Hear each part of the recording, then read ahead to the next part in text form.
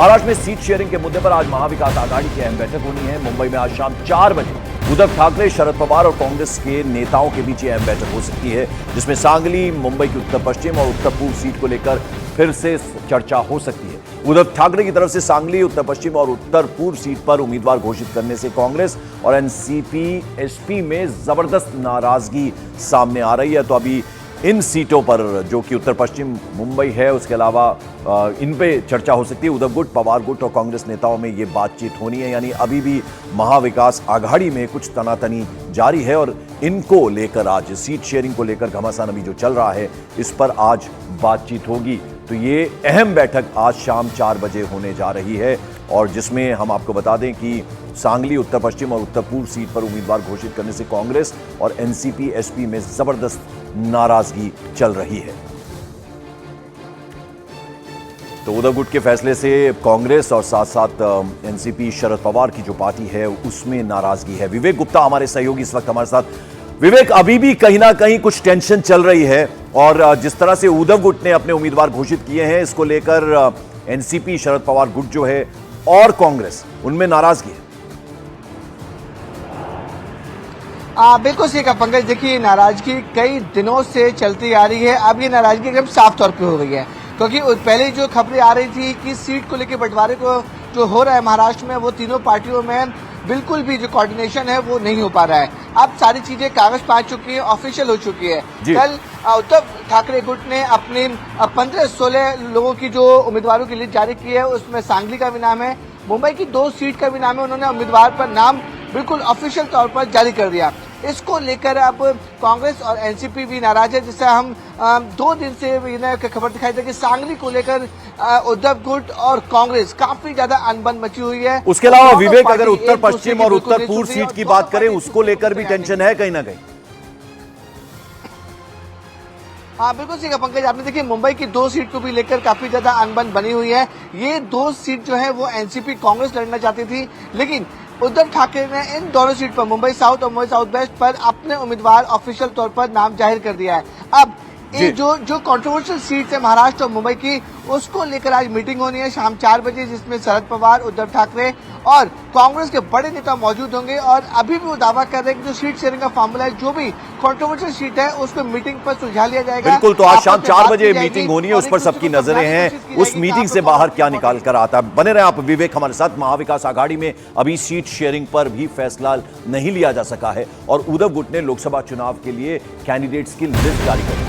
इससे शरद पवार उनसे नाखुश हैं। सूत्रों के मुताबिक एनसीपी के पार्लियामेंट्री बोर्ड की बैठक में शरद पवार ने बाकायदा इस मुद्दे को उठाया भी। उन्होंने कहा कि उद्धव गुट को गठबंधन धर्म का पालन करना चाहिए और बिना एक दूसरे से बातचीत किए उद्धव गुट को इस तरह सीटों का ऐलान नहीं करना चाहिए था। साथ ही साथ उन्होंने ये भी कहा कि एनसीपी गठबंधन धर्म का पालन करेगी और लिस्ट जारी करने से पहले जो तमाम साथी दल हैं, सहयोगी दल हैं, उनको इसकी जानकारी देगी। चूंकि उद्धव गुट ने यह जानकारी नहीं दी, ये इंफॉर्मेशन नहीं दी, इसको लेकर भारी नाराजगी है शरद पवार गुट में और साथ ही साथ कांग्रेस में भी इसको लेकर भारी नाराजगी है।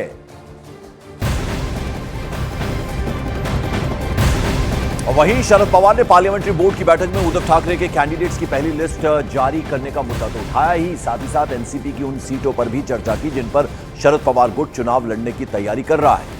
इंफॉर्मेशन जो मिल रही है उसके मुताबिक शरद पवार की बैठक में महाराष्ट्र की 10 सीटों पर बाकायदा चर्चा हुई है। तो आपको बता दें कि शरद पवार एक तरफ तो नाराज हैं, उनका गुट नाराज है जिस तरह से सीटों का ऐलान कर दिया गया है उद्धव गुट की तरफ से, और दूसरी तरफ जहां जहां चुनाव लड़ने की बात हो रही है उसको लेकर जो ये बैठक हुई उसमें 10 सीटों पर खास तौर पर चर्चा हुई है। और आइए अब जरा आपको उन 10 सीटों की इंफॉर्मेशन दे दें जिन पर एनसीपी की बैठक में चर्चा हुई है। तो ये जो सीटें हैं वो भिवंडी है, उसके अलावा बारामती है, शिरूर है, सातारा है, अहमदनगर, वर्धा, डिंडोरी, रावेर, माढ़ा और बीड़, ये तमाम सीटें हैं जिन पर इस बैठक में चर्चा हुई है। विवेक गुप्ता हमारे साथ। विवेक, एक तरफ तो नाराजगी है, देखिए शरद पवार गुट की, कांग्रेस की नाराजगी है, उद्धव गुट ने जिस तरह से सीटों की डिक्लेरेशन किया है, दूसरी तरफ ये जो 10 सीटें हैं जिनके बारे में मैं अभी जिक्र कर रहा हूं, इसको लेकर बाकायदा बैठक में चर्चा हुई है। देखिए पंकज, ये जो 10 सीटें वो काफी ज्यादा अहम मानी जा रही हैं, क्योंकि इन 10 सीटों में से कुछ सीटें ऐसी हैं जिस पर शरद पवार गुट, एनसीपी अपनी दावेदारी पूरी तरह से कर रहा है और उनका दावा है कि इन सीटों पर जो बारामती है या फिर कुछ और सीटें हैं वहां पर एनसीपी काफी ज्यादा मजबूत है।